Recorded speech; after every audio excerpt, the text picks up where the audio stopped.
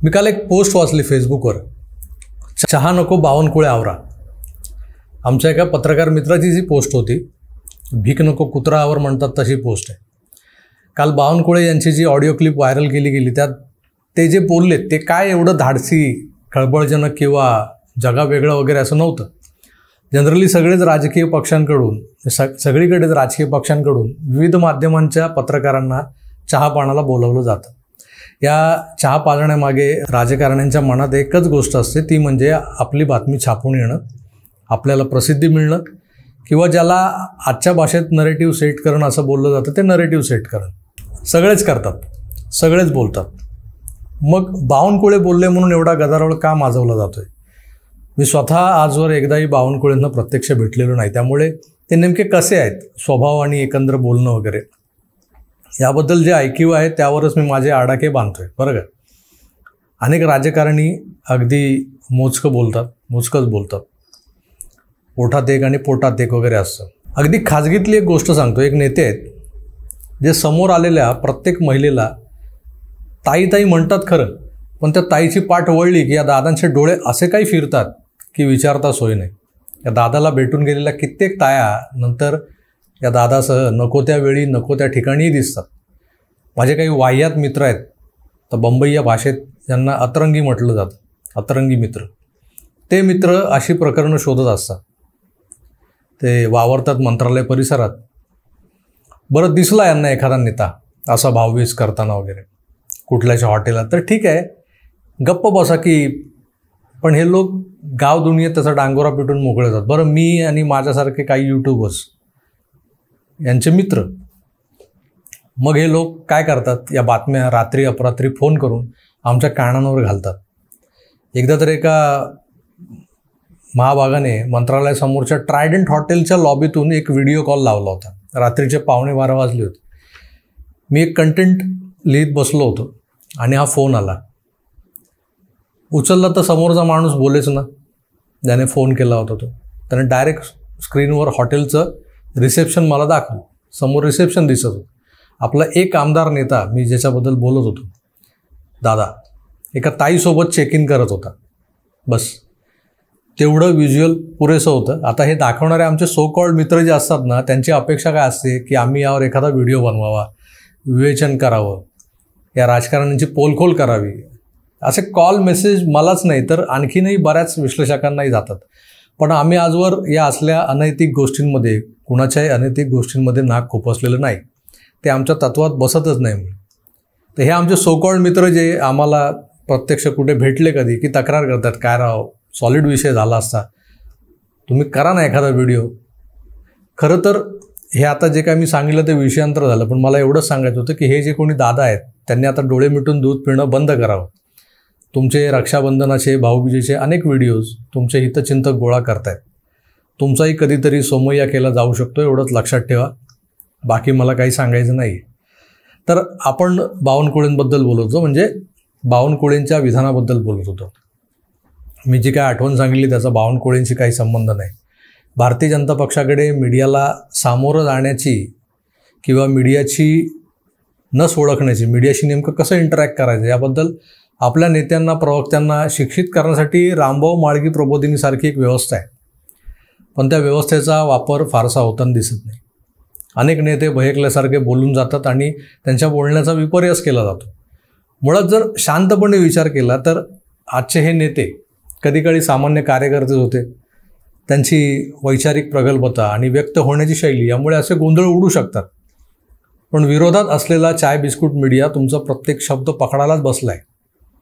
तुम्ही कसे अडचणीत येणार याची वाटच ते पाहत असतात. आता बावनकुळेंनी सहज सांगितलं की आपला पक्ष एवढा चांगला परफॉर्म करतोय, अगदी केंद्रापासून ते खाली जिल्हा पातळीपर्यंत, पण त्या कामांना प्रसिद्धी मिळत नाही, म्हणावी तशी प्रसिद्धी मिळत नाही. मी असंच म्हटलं की बाबा रे, एवढं चांगलं काम आपण करतो. मोदीजींनी 9 वर्षात एवढं चांगलं काम केलं. चंद्रयान त्या ठिकाणी शास्त्रज्ञांनी ज्या पद्धतीने, वैज्ञानिकांनी इतकं मोठं जगातलं मेरिट मिळवलं. आज महिला आरक्षण बिल या राज्याला, या देशाला आलं. 33% महिला आरक्षण मिळणार आहे. तरी निगेटिव्ह बातम्या येतात. पत्रकाराशी बसा, त्यांचा सन्मान करा, त्यांच्याकडे चहा घ्यायला जा, किंवा तुम्ही त्यांना चहा घ्यायला बोलवा, त्यांना खरी वस्तुस्थिती सांगा. शेवटी पत्रकार महोदय हे एक समाजामधलं मोठं स्थान आहे. आपल्या व्यवस्थेमध्ये चौथा स्तंभ आहे. पत्रकाराचा सन्मान करणे, पत्रकारांना खरं सांगणे, पत्रकारांना पटवून देणे की बाबा ही चुकीचं कसं आहे, हे खरं कसं आहे, आणि पत्रकाराकडे असलेले इनपुट हे घेणे. कारण पत्रकार जे सांगतात ते बऱ्यापैकी खरं सांगतात समाजातलं, आणि त्यामुळं पत्रकारांना सन्मान देऊन त्यांच्यासोबत चांगलं वागा. आणि 4 बूथ जे दिले आहे मी त्यांना, त्यावर जे पत्रकार महोदय आहेत त्यांचं मत घ्या. या बूथवर लोकांचं काय म्हणणं आहे, या बूथवर काय म्हणणं आहे. शेवटी पत्रकार इतके महत्त्वाचे असतात की ते समाजाचं मत बदलू शकतात, मन बदलू शकतात, किंवा ते एक मतदार आहेत. शेवटी पत्रकार एक मतदार आहे. त्याला मत मागण्याकरता जायला काय अडचण आहे. त्याच्याबद्दल कशाला तुम्ही बायस वागताय.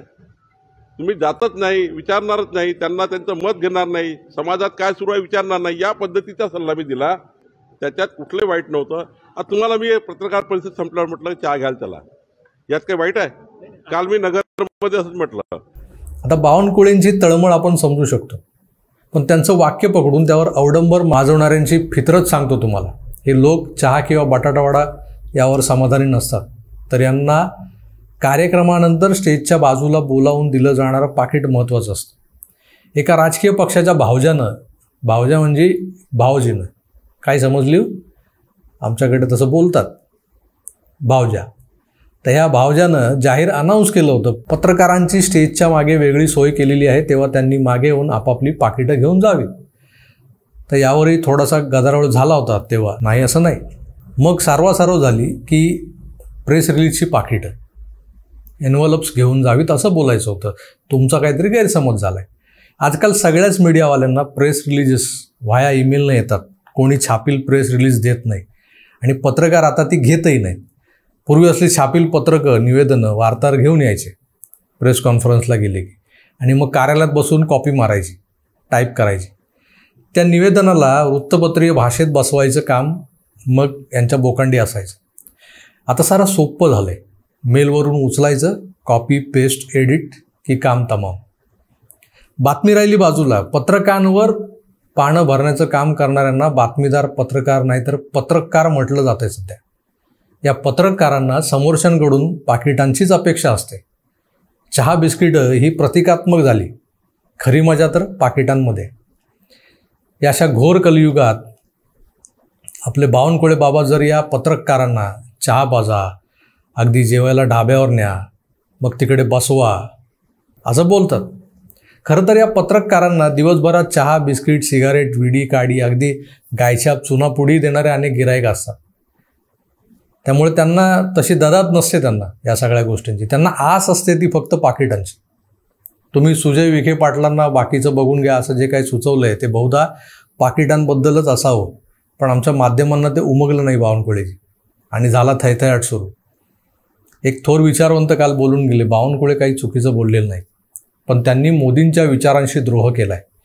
जे मोदी बोलतात ना, म्हणजे ना खाऊंगा ना खाणे दूंगा, त्याच पक्षाचे बावनकुळे पत्रकारांना धाब्यावर बसवतात. म्हणजे धाब्यावर नाही, धाब्यावर पत्रकारांना खायला घाला असं अप्रत्यक्षपणे सांगू पाहतात बावनकुळे.